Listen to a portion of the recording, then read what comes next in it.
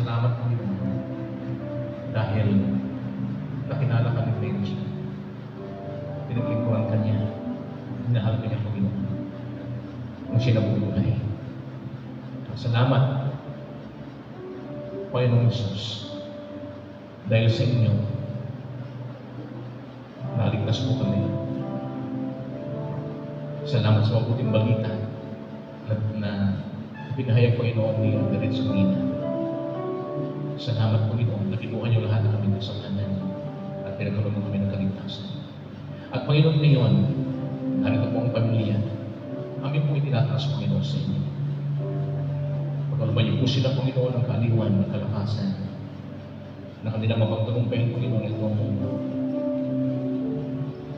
karanasan Panginoon na mahirap para po sa kanila.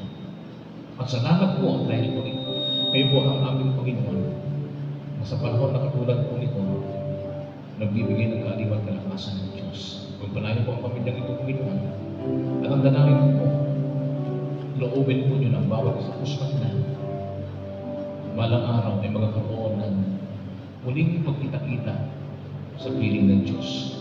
Magsasama-sama sila muli Panginoon sa piling po ninyo dahil ito ang yung kalooban Panginoon.